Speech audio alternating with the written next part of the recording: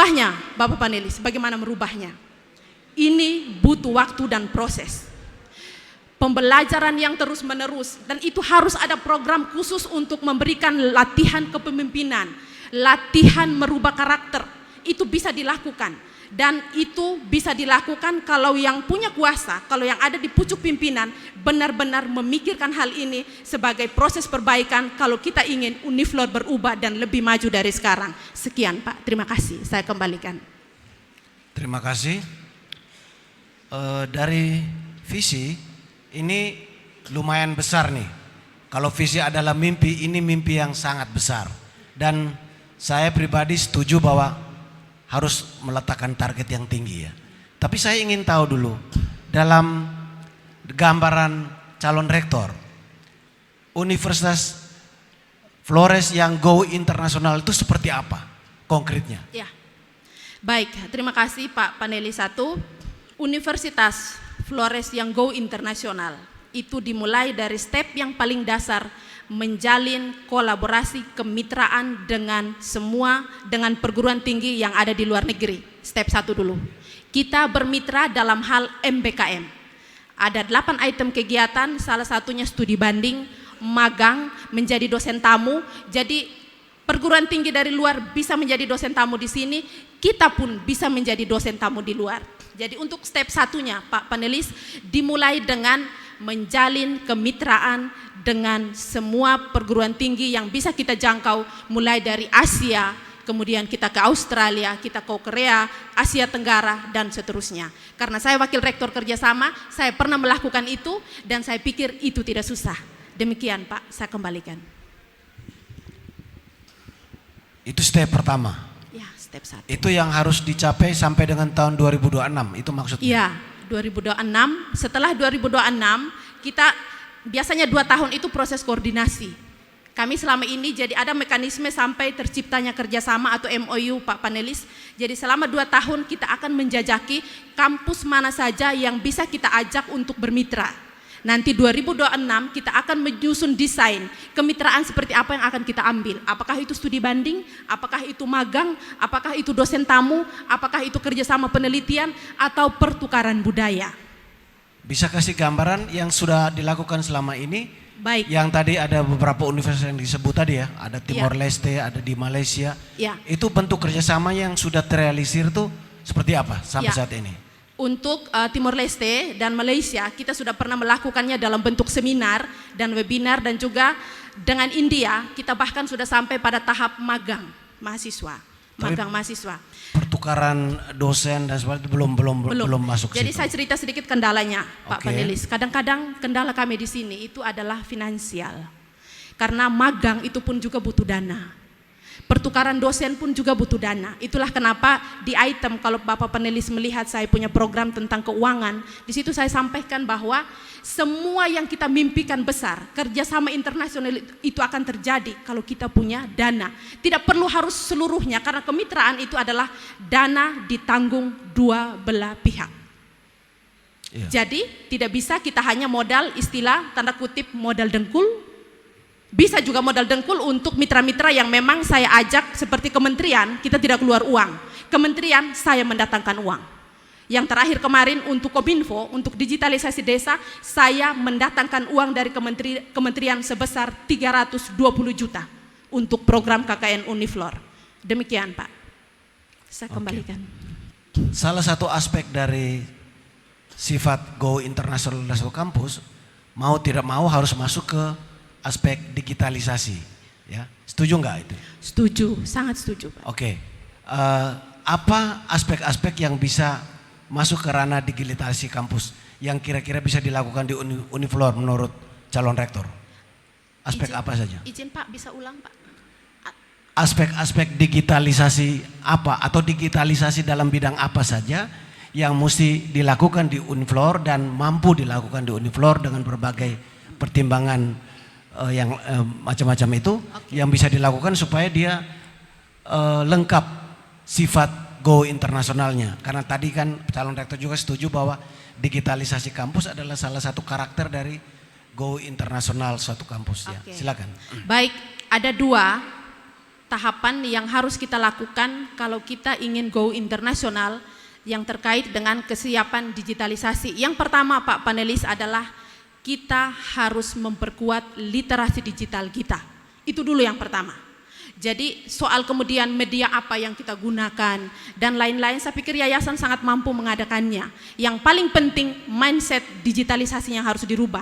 Itulah kenapa program kami dari kerjasama dengan Kominfo selama ini adalah program literasi digital. Bahkan di kampus ini Pak panelis, kita sudah membentuk pandu digital Uniflor dari kementerian, dan itu diberikan sosialisasi tentang bagaimana memanfaatkan media, bagaimana kita menggunakan media untuk menyampaikan visi misi kita, untuk kemudian kita memasarkan produk-produk kita, dan untuk melakukan pembelajaran secara virtual.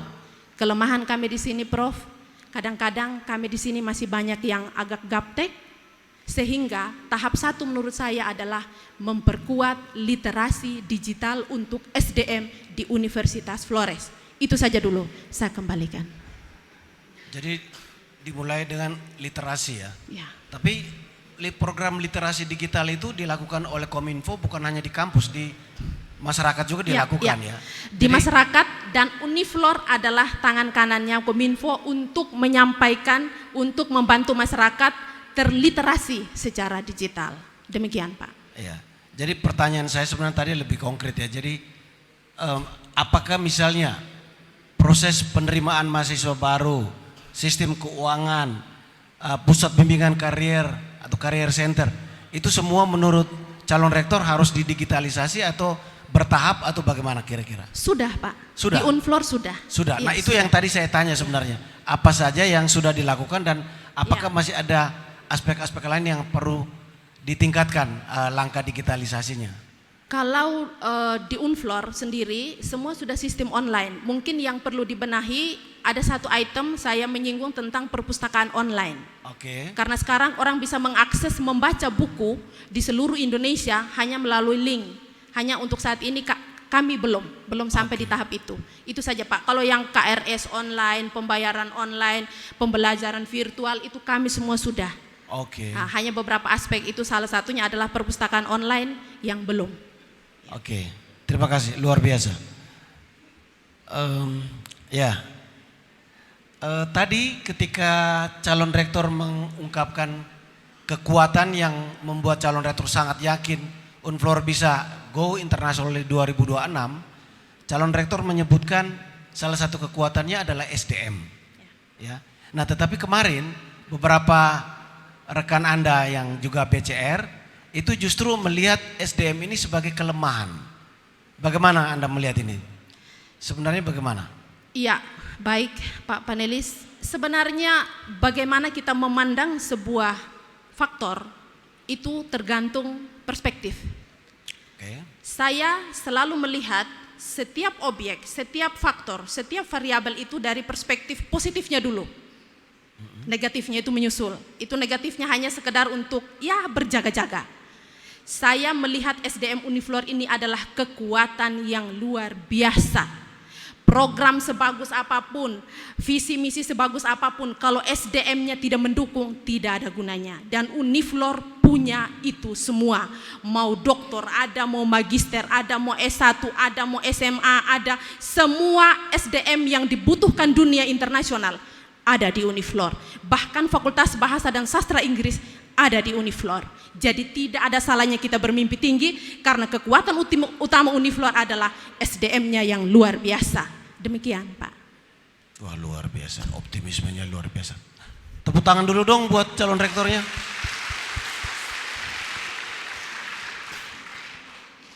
Tadi selalu fokusnya pada ketika bicara mengenai go internasional, tukar apa? Pertukaran dosen, pengajar ya, pelajar, peneliti ya. ya. Nah, sebenarnya dalam MBKM itu kan ada paket yang namanya ISMA ya. Ya, itu kan yang bisa mendapat manfaat itu mahasiswa. Dan di sini ada Fakultas Sastra Inggris yang juga bisa menyiapkan mereka untuk terintegrasi dalam program ISMA. Kira-kira apa halangannya sehingga apakah sudah ada mahasiswa kita yang ikut dalam program ISMA ini? Kalau program internasional, setahu saya yang terakhir itu dari Fakultas Pertanian, Pak. Oke. Pertanian itu sudah ikut kegiatan internasional. Kemudian tahun Ke 2000. kampus mana kalau boleh tahu? Oh, kalau ini saya tidak yakin. Oke. Saya tidak yakin, saya tahu, saya agak lupa. Oke. Sudah ada. Bahkan 2000 sekian itu Pak, mahasiswa kami dari Fakultas Pertanian itu magang sampai di Israel. Dari pertanian. Itu sudah sampai ke Israel. Sehingga buat saya itu itu bukan hal yang tidak mungkin. Oke. Sangat mungkin, ya. Luar biasa. Jadi kalau saya boleh tambahkan, kalau target 2026 selain pertukaran Pelajar, dosen dan ya pelajar, tadi ya. dikatakan alangkah bagusnya kalau mahasiswa juga mendapat manfaat dengan Iya. memperbesar Ya. kesempatan mereka untuk terintegrasi dalam program ISMA itu. Ya, luar biasa.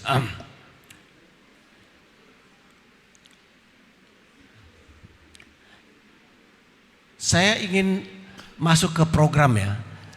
Kita bicara program biasanya bukan hanya substansi tetapi timeline ya. Waktu Timeline. tinggal 1 menit lagi. Oh, oke. Sorry, saya nggak ada pertanyaan lagi. Saya kira kalau begitu saya hentikan dulu karena ini kalau saya teruskan jawabannya akan makan waktu juga. Makasih, saya kembalikan ke moderator. Siap. Terima kasih Bapak panelis 1. Selanjutnya kami beri kesempatan kepada Ibu panelis kedua untuk mengajukan pertanyaan. Waktu 15 menit antara pertanyaan dan dialog. Kami silakan. Baik, terima kasih kesempatan yang diberikan pada Ibu calon rektor yang saya hormati. Saya masih tertarik dengan visi Ibu yang begitu luar biasa, begitu cepat untuk mengaplikasikan indikator kinerja utama dari kementerian yang dicanangkan baru-baru ini. Di dalam visi Ibu, di sini tadi ada yang sudah dijelaskan tentang berkarakter. Namun di sini ada juga yang mencirikan berbudaya dan berjiwa wirausaha. Mungkin Ibu bisa gambarkan bagaimana Ibu akan mencapai visi ini ke dalam Universitas Flores di tahun 2026. Sementara tadi dijelaskan bahwa di tahun 2026 itu masih ada MOU menjajaki ini dan itu. Berarti di tahun 2026 itu masih dalam rangka penataan dan nanti bagaimana hasilnya kapan itu bisa tercapai. Strategi Ibu bagaimana di beberapa bidang? Saya persilahkan. Baik, terima kasih Ibu panelis 2. Yang pertama tentang berbudaya dan berjiwa wirausaha. Kalau berbudaya saya kira kita semua sudah sepakat, budaya itu menyangkut perilaku kita dalam menghargai budaya, dalam berperilaku sesuai budaya yang kita anut. Salah satunya adalah cara kita menghargai orang, cara kita merespon prestasi orang lain. Kalau jiwa wirausaha, nah ini ada sedikit cerita. Ketika tahun 2012 saya diminta mengajar kewirausahaan di PGSD. Ketika itu mahasiswa bertanya begini, maaf Ibu, kenapa Ibu mengajar kami wirausaha sementara kami calon guru? Apakah ini berarti habis ini kami disuruh buka kios? Saya bilang ini yang keliru. Persepsi sebagian besar orang tentang wirausaha adalah buka kios. Padahal yang dimaksudkan oleh kementerian ketika mewajibkan di setiap prodi ada kurikulum kewirausahaan adalah bagaimana kita menangkap spirit wirausaha yang ada di dalam mata kuliah kewirausahaan itu. Spirit yang mana? 1, mandiri. Wirausaha itu tidak ada kata lain selain mandiri. Yang kedua, kreatif. Yang ketiga, inovatif. Yang keempat, tidak takut risiko. Itu spirit wirausaha yang harus ditanamkan di semua program studi. Makanya kenapa di kampus kita ada mata kuliah kewirausahaan untuk semua program studi. Persoalannya Ibu panelis 2, persoalannya adalah mahasiswa sudah tidak paham hakikat dari mata kuliah kewirausahaan, dikiranya dikasih mata kuliah untuk buka kios, dosennya juga banyak yang tidak paham. Sehingga yang mengajar sudah salah, yang menerima lebih salah lagi. Saya mendapat mata kuliah kewirausahaan dan saya dikirim studi banding kewirausahaan ke Thailand. Sehingga spirit itu saya sangat paham. Bukan tentang buka usaha, tetapi bagaimana kita berjiwa kreatif, bagaimana kita berjiwa inovatif. Nah, yang kedua, tadi Ibu mengatakan 2026 kan masih menjajaki. Kenapa sudah langsung go internasional? Nah, ini soal karakter. Kami orang Sumba, Ibu. Kalau sudah programkan 5, jalan 2, go internasional. Tidak harus tunggu semua yang kita mapping 20 perguruan tinggi, 20 jadi baru kita go internasional. No. Kita mapping, kita target 20 universitas, sudah jadi 2, itu sudah benderanya adalah go internasional. Jadi 1 juga itu namanya go internasional. Jadi ini hanya soal perspektif, Ibu. Ini hanya soal perspektif. Ada yang mungkin merasa baru 1 saja sudah go internasional. Saya bilang ini sudah 1. Mari kita go internasional. Bukan baru, tapi sudah 1. Go internasional. Saya kira demikian, Ibu, dan bisa. Kenapa? Kenapa saya bilang bisa, Ibu panelis 2? Karena saya sudah ada di posisi ini. Saya wakil rektor kerjasama, saya sudah pernah mencobanya, saya sudah pernah menjajaki, dan bisa. Saya kembalikan. Baik, salut ya. Untuk Ibu sangat luar biasa. Hanya yang jadi permasalahan tadi Ibu sudah ungkapkan. Bagaimana itu menularkan ke dosen, bahkan ke mahasiswa. Apakah juga di target 2026 tadi termasuk mahasiswa lulusan bisa dipakai di luar negeri. Kemudian bagi para dosen yang Ibu katakan tadi ada masih belum memahami tentang kewirausahaan itu sendiri tetapi sudah mengajar. Bagaimana strategi Ibu untuk menangani permasalahan ini? Ya, itu tadi yang saya bilang, merubah mindset itu tidak semudah membalik telapak tangan. Tetapi berdiam diri saja dan menonton juga bukan pilihan yang baik. Sehingga menurut saya, Ibu, kita mulai, ini kita langsung konkretnya, Ibu panelis 2. Ya. Kita langsung mulai dulu dari Fakultas Bahasa dan Sastra Inggris. Mereka setiap hari sudah cas-cus bahasa Inggris. Kita mulai dari fakultas ini dulu. Kirimkan mahasiswa mereka yang jago berbahasa Inggris mencari mitra, tugas pimpinan rektorat. Yang mengirimkan mahasiswa adalah dekan dan kaprodinya. Seperti itu, semudah itu. Jadi mungkin ini soal perspektif Ibu panelis 2. Saya terbiasa melihat setiap challenging itu adalah hal yang membuat adrenalin saya naik. Saya tidak suka hidup yang datar. Saya suka hidup yang ada tantangannya. Dan menurut saya Uniflor harus berani mengambil tantangan ini. Kalau tidak kita akan ditinggalkan. Kenapa Bapak Ibu? Di Maumere sudah ada kampus, di Ruteng sudah ada kampus, di Labuan Bajo sudah ada kampus, di Sumba sudah ada kampus. Lalu kita di mana? Kita harus bisa menunjukkan bahwa kampus ini 43 tahun bercokol di bumi Flores. Kita lebih dari semua kampus yang baru saja muncul. Salah satunya kita harus go internasional. Tidak ada pilihan lain atau kita akan ditinggalkan. Demikian Ibu, terima kasih. Baik, terima kasih Ibu. Selanjutnya di masa kepemimpinan Ibu nanti, ini juga ada kaitannya dengan Ibu akan melakukan penataan tata kelola kelembagaan. Mungkin Ibu bisa gambarkan konkretnya seperti apa penataan pengelolaan kelembagaan?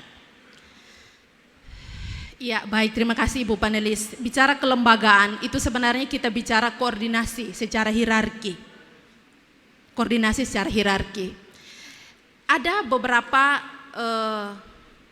ini saya bercerita tentang apa yang kita lihat sehari-hari. Saya tidak tahu apakah ini, saya tidak menyinggung, saya hanya bilang begini. Kadang-kadang tidak ada SOP yang jelas tentang hierarki pembagian tugas, misalnya dari atas ke bawah atau kemudian dari atas ke bawah. Saya beri salah satu contoh tentang kerjasama. Tentang kerjasama. Teman-teman yang membutuhkan kerjasama itu dari prodi, yang tahu kebutuhan mereka itu dari prodi sebenarnya. Tetapi universitas membantu semaksimal mungkin mencarikan mitra. Nah, secara kelembagaan teman-teman terbiasa menerima. Itu kan tugas rektorat, itu kan bukan tugas kami, carikan kami mitra. Nah, kelembagaan seperti ini yang harus dibenahi. Yang pertama, kita harus menyusun SOP yang jelas.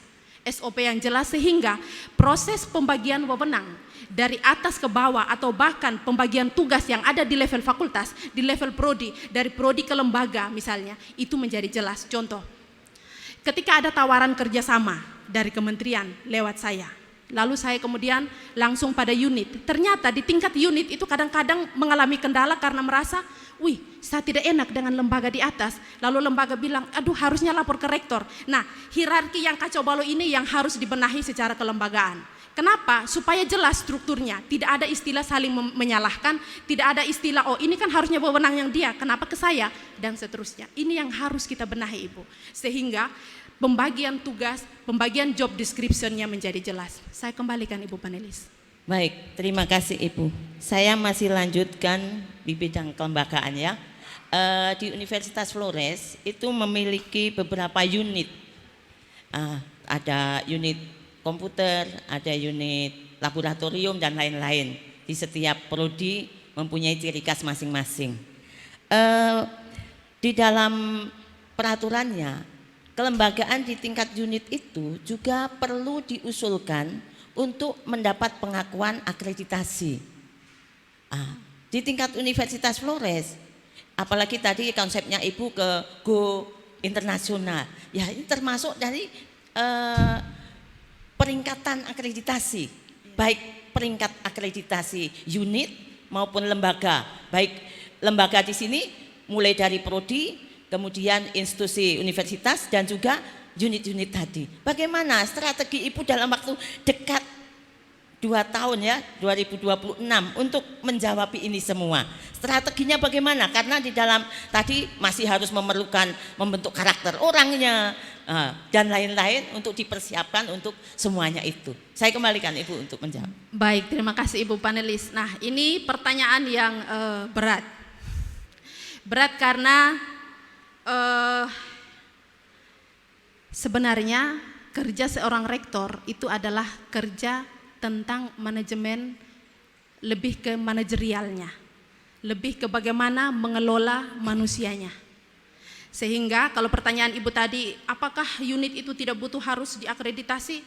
Butuh, why not? Dan terima kasih, ini masukan yang luar biasa. Tetapi tetap saja bahwa ini akan ada pembagian tugas. Makanya saya bilang kelembagaan kita dibenahi. Ada BPM, Badan Penjaminan Mutu, yang mengurus hal ini. Otomatis bukan rektor sendiri, Bu, nanti rektornya hosa. Kalau kerja semua rektornya, tidak mungkin. Makanya kenapa saya bilang kekuatan menjadi pemimpin itu enak. Karena kita punya banyak orang yang bisa support kita. Sehingga saya selalu bilang, tidak ada istilah capek jadi pemimpin sebenarnya. Karena kita disupport oleh orang-orang. Tinggal persoalannya mau percaya orang lain atau tidak. Persoalannya mau berbagi tugas atau tidak. Kalau kita merasa hanya kita yang mampu, capek sendiri, hosa sendiri, stres sendiri, akhirnya insomnia sendiri. Jadi kita di Unflor, Ibu, saya kira Ibu panelis juga, kita Civitas Akademika Uniflor, susah sekali mempercayai orang lain. Susah sekali mendelegasikan tugas pada orang. Kenapa? Kita tidak punya trust dengan orang. Semua itu hanya tentang aku, saya yang bisa, dia tidak bisa, dia buat apa, dia anak kecil tuh. Ini yang harus kita rubah. Menjadi pemimpin, kita disupport oleh begitu banyak orang, maka itu pekerjaan akan menjadi ringan. Saya ada di Wakil Rektor Kerjasama, saya tidak pernah mengatakan saya capek menjadi Wakil Rektor, saya senang menjadi Wakil Rektor. Kenapa? Supporting system saya banyak, ada Ibu Grace, ada Ibu Titin, ada semua staf di bidang kerjasama. Tinggal saya mendelegasikan tugas dengan benar dan memberikan reward, penghargaan. Mereka lembur, saya belikan makan. Mereka berhasil, ayo kita makan bersama. Saya keluar kota, saya belikan mereka hadiah. That's it. Bagaimana memanusiakan manusia, itu yang paling penting. Saya kembalikan. Baik, terima kasih. Saya bertanya begitu karena apa? Karena sebagai rektor itu top manager, jadi sebagai top leader, jadi semuanya itu tanggung jawab tertinggi adalah di tangan rektor. Ya. Kemudian yang berikut, saya baca di dalam program Ibu, di sini akan memberikan otonomi kepada fakultas dan unit. Ini konkretnya seperti apa? Otonomi termasuk pengelolaan keuangan atau otonomi yang seperti apa yang Ibu maksudkan? Saya ke minta penjelasannya. Baik, terima kasih Ibu panelis. Mungkin ada yang kelupaan. Sebenarnya yang saya maksudkan bukan hanya otonomi fakultas dan unit, tetapi saya malah berpikir universitas harus punya otonomi sendiri terhadap keuangannya sendiri. Jadi di setiap kampus yang saya datangi ada dana yang dikelola sendiri oleh universitas. Ada dana yang memang dikelola yayasan, tetapi tetap dalam pengawasan yayasan. Nah, kalau kita mau jujur-jujuran begini, setiap kita akreditasi, pertanyaan pertama kami di Prodi EP dikasih pertanyaan yang agak sulit ketika itu. Kalau semua keuangannya harus dibawa yayasan, apakah tidak menyulitkan ketika Anda harus tugas tiba-tiba? Ketika dosen Anda harus dikirim tugas tiba-tiba keluar daerah. Waktu 1 menit lagi. Oke, baik. Dan kami waktu itu menjawab, tidak ada masalah. Tetapi saya secara pribadi pernah bertanya langsung pada yayasan, Bapak, kenapa universitas tidak dikasih dana untuk kelola sendiri? Biar kalau ada kegiatan kan pembiayaan dari universitas tidak selalu harus lewat yayasan. Kata Bapak, ya nanti dipertimbangkan. Demikian Ibu, terima kasih. Oke, terima kasih, luar biasa. Saya kembalikan kepada moderator. Terima kasih Ibu panelis kedua. Selanjutnya kita beri kesempatan kepada panelis ketiga, kepada Bapak kami persilakan. Baik, selamat pagi Ibu. Pagi, Ibu Pak. Ernesta. Komentar saya pertama, Ibu bukan orang Kodi. Ibu orang Indonesia 100%. And itu, ya, orang Indonesia 100%. No Kodi. Ya, yang kedua, saya senang dengan rangkuman Ibu ini, rangkuman awal. Senang. Jadi moga-moga pemikiran dasar Ibu ini menjadikan Ibu seorang yang bukan seorang yang mengidolakan rasa daripada Logika. ilmu ketika Anda mengelola Uniflor nanti. Ya. Yang ketiga, ya Bapak sekalian, Ibu-ibu, ini adik saya ini majunya tinggi dulu kerja dengan saya LSM di Bapeda. Begitu Bu? Iya Pak, benar. You very good. Ya. Baik, yang pertama saya kategorikan kau menurut saya pengubah. Jadi Ibu kan belajar kuat, yang kekal adalah perubahan. Kemudian ketika Ibu masuk, Ibu mau merubah ini statuta. Rencana Bu ya. Merubah statuta dengan RIP. Kemudian dalam perjalanan kemarin saya melihat lintang pukang ketika orang merumuskan visi menurut saya. Kalau Ibu kenal saya di Bapeda kan sangat disiplin dengan sistematika daripada visi. Tapi ini rupanya begitu. Nah sekarang kira-kira cara bagaimana ini? Ketika Ibu mau rubah RIP dan statuta, harus argumen kuat supaya mengayomi diikuti oleh seluruh sivitas akademika Universitas Flores. Please, silakan. Baik, terima kasih Bapak panelis 3. Bapak adalah guru saya. Saya belajar banyak. Terima kasih banyak Bapak. Saya ada di posisi ini karena dulu pernah belajar di Bapeda. Saya pernah menjadi muridnya Bapak di Bapeda. Pernah disuruh membuat riset, kajian, dan terima kasih untuk kepercayaannya. Sejak itu saya sangat pede. Saya terlibat dengan Australia, dengan Swiss Contact. Saya terlibat dengan kementerian, dengan Asia Foundation, itu semua berangkat dari Bapeda ND di bawah kepemimpinan Bapak Anton. Terima kasih Bapak. Baik, saya akan menjawab. Merubah atau menghilangkan tidak. Merevisi mungkin yang benar. Jadi makanya ada di dalam salah satu program saya Bapak, membumikan visi dan misi. Jadi agar kita semua sepakat untuk memperbaharui atau merevisi statuta kita, RIP kita. Di sini saya selalu menjadikan statuta dan RIP itu sebagai landasan saya menyusun visi misi. Maka kita semua adalah bagian dari proses perubahan itu. Maka ada salah satu program kerja saya dan ini memang berat, Bapak Anton, Bapak panelis 3. Ini berat. Membumikan visi dan misi, itu berarti kita meminta orang lain satu ide dengan kita, dan itu tidak gampang. Itu tidak gampang. Untuk orang setuju tentang Ernest Taleha saja butuh 18 tahun. 18 tahun baru kampus ini memberikan kepercayaan kepada saya untuk menjadi wakil rektor. 18 tahun di Uniflor, saya bukan siapa-siapa, saya adalah dosen yang mati-matian mengabdikan seluruh ilmu saya untuk kemajuan Flores. Dan terima kasih kepada Uniflor, saya akhirnya dipercaya di tahun ini. Jadi ini pekerjaan berat, terima kasih Bapak, ini sudah seperti menyentil. Bapak seperti mau bilang hati-hati, ini tidak main-main. Gitu. Tidak main-main. Ya, Tidak betul main-main. Bapak. Terima kasih. Ini akan menjadi PR besar saya, bagaimana membuat teman-teman semua bisa minimal setuju. Istilahnya kakak saya, kalau dia tidak setuju, minimal dia tidak halang engkau. Jalan terus, gitu. Itu saja Pak panelis 3. Terima kasih. Next question. Yang berikut bagus ini. Ibu dulu pernah dengar kalau saya di Bapeda itu mewajibkan saudara-saudara saya no days, no English language. Yes. Kemudian ibu nih ribut sekali atau getol sekali mau kerjasama dengan luar negeri. Saya pernah studi banding di beberapa negara kecuali Afrika. Ya, saya dengan teman-teman, doktor mereka dan segala macam itu, tapi kesulitan tinggi itu ada di komunikasi. Agak sulit bercakap-cakap, conversation, agak sulit. Nah sekarang bagaimana ibu membuat Uniflor ini jadi no days, no English language to this university? Bagaimana itu? Iya, baik. Kalau saya agak berbeda dengan Bapak Anton. Kemarin saya dari Lombok, saya ketemu satu turis dari Prancis. Begitu dia senyum dengan saya, dia minta sesuatu, lalu saya omong dengan dia, "Can you speak English?" "No." Can you speak English? Dia langsung, "English?" Dia bilang, "No English, no English." Oh. No English. I am French, Arab. Lalu dia berani mengelilingi dunia tanpa bisa bahasa Inggris.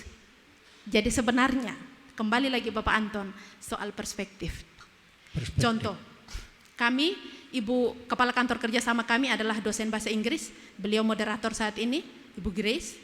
Dan saya memang minta di yayasan, Kepala Kantor Kerja sama saya harus dosen bahasa Inggris. Jadi tentang bagaimana memberdayakan SDM yang ada di sekitar kita. Kemudian rektor kami adalah dosen sastra Inggris juga, lulusan dari Filipina. Jadi saya bisa bahasa Inggris, tetapi tentu dalam skala yang terbatas.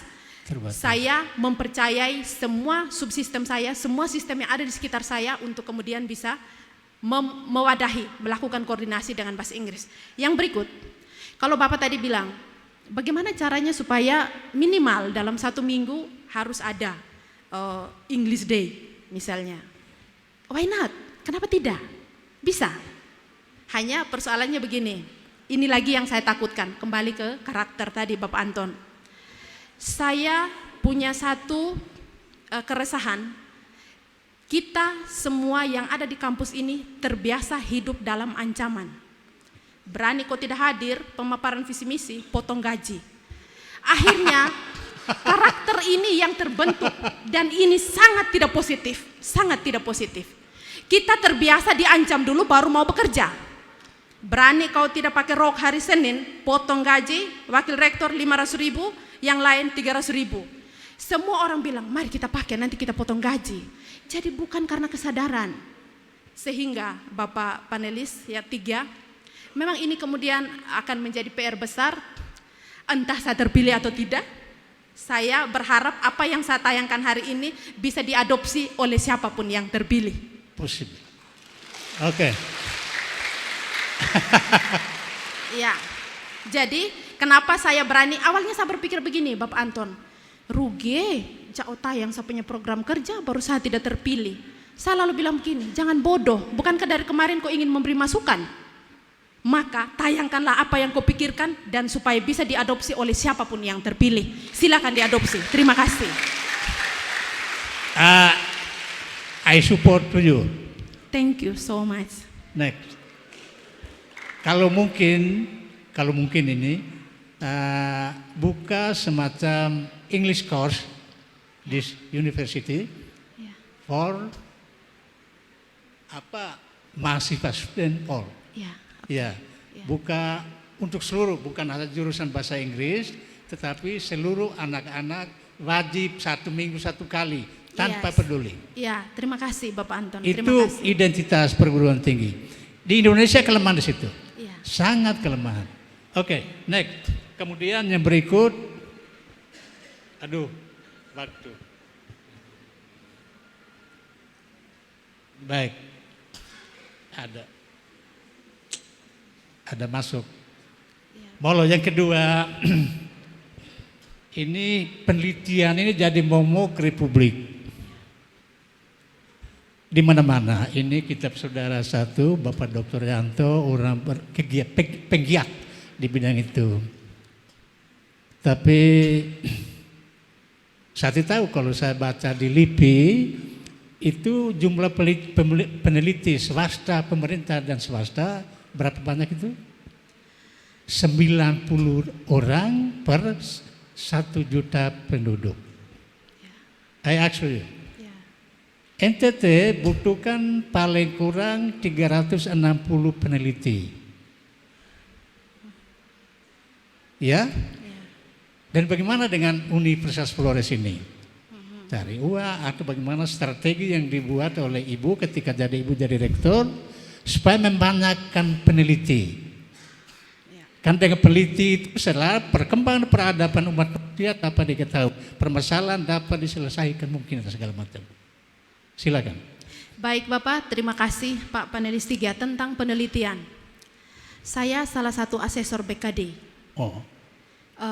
Di BKD itu Bapak, kinerja Tridharma kami bisa dipantau setiap semester. Dari pengajaran, penelitian, pengabdian. Saya asesor untuk 34 dosen Uniflor. Jadi kami asesor BKD sekitar 10 orang. Nah, ada salah satu yang membuat saya itu sangat terharu Bapak Anton. Kalau sekilas terkesan Uniflor ini tidak melaksanakan penelitian.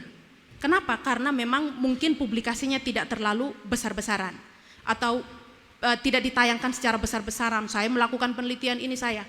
Tetapi Bapak Anton, begitu saya buka BKD-nya teman-teman, laporan kinerja teman-teman dosen, saya itu mau menangis. Ada banyak sekali dosen muda itu yang penelitiannya itu sudah sekelas LIPI dan sudah dipublikasikan dan bahkan sudah ada yang Scopus dan bahkan sudah ada yang Sinta 1, Sinta 2. Nah, kenapa demikian terjadi? Satu, itu kontribusi yayasan. Setiap tahun, setiap wisuda, yayasan memberikan reward dan itu menurut saya sangat besar. Untuk semua dosen, yang Scopus itu dapat sekian puluh juta, yang Sinta 1, Sinta 2 itu dapat sekian juta dan itu sudah dilakukan oleh yayasan. Jadi saya garis bawahi, di satu sisi punishment itu kadang-kadang membentuk karakter yang selalu diancam baru mau berbuat, tetapi sisi positifnya adalah teman-teman terpacu, teman-teman termotivasi untuk melakukan penelitian, dan penelitian di Unflor sudah luar biasa banyaknya. Nanti saya tidak tahu apakah kemarin Kepala LP2M sudah menyampaikan, kami salah satu lembaga yang pengabdiannya, penelitian, hibahnya paling banyak se-NTT.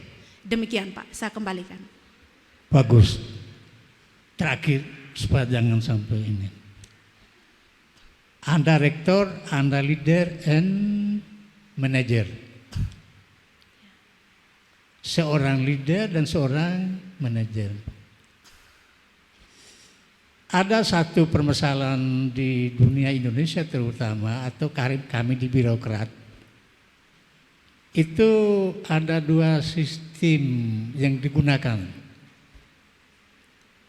Yang sekarang itu sudah. Itu 2 sistem. Yang pertama itu merit system and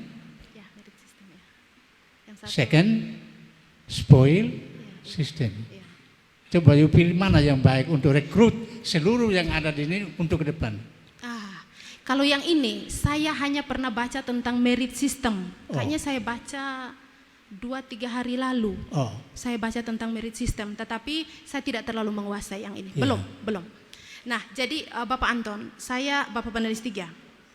Ini sedikit 1 menit saja, sedikit cerita. Ketika panitia datang pada saya menyodorkan form menandatangani pernyataan bersedia jadi rektor, saya langsung bertanya, apakah ada formulir pengunduran diri? Oh, kenapa begitu Ibu? Saya bilang begini, untuk saat ini belum, saya belum. Karena saya merasa kemampuan saya belum sampai pada kemampuan manajerial sebagai seorang rektor. Ini kita jujur-jujuran saja. Ketika saya pulang ke Sumba bulan lalu, kakak saya bertanya begini, Mama Krisna, kita dengar ada pemilihan rektor, maju kok? Belum Pater. Siapa kandidat kuat? Saya lalu menyebut 1-2 senior. Ada 3 senior yang kayaknya kandidat kuat. Oh ya, terus kapan baru Mama Krisna siap? Saya bilang mungkin kalau saya sudah profesor. Itu mimpi besar. Tiba-tiba mama saya bilang begini, Nona, biar bagaimanapun kau harus selalu pakai teori tahu diri. Kau di Uniflor itu kau tamu. Jangan ingin menguasai tuan rumah. Itu bahasa seorang ibu. Seorang ibu. Begitu saya diam, kakak saya bilang begini. Saya langsung tertunduk dan diam, kakak saya bilang, dalam konteks yang lain Mama, kalau ini saya kira tidak. Saya paham itu. Ya, sehingga Bapak saya lanjutkan sedikit, sehingga saya membatalkan permintaan formulir pengunduran diri. Saya bilang oke, kita maju, kita bekerja membawa Uniflor Go Internasional 2026. Ya. Waktu habis. Terima kasih. Sasaran merit system, no spoil.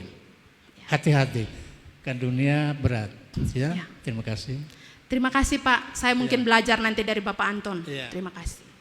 Terima kasih Bapak panelis ketiga dan juga terima kasih Ibu calon rektor nomor urut 5 yang telah menjawab pertanyaan dan dialog interaktif bersama ketiga panelis. Mari hadirin dan tamu undangan kita beri aplaus yang meriah kepada calon rektor nomor urut 5 dan ketiga panelis kita. Baik, hadirin dan tamu undangan yang kami muliakan, dengan berakhirnya jawaban dari calon rektor nomor urut 5, maka pemaparan visi misi dan program kerja dari calon rektor nomor urut 5 telah selesai. Mari kita beri aplaus yang meriah kepada calon rektor nomor urut 5. Kepada Ibu kami silakan untuk kembali ke tempat semula.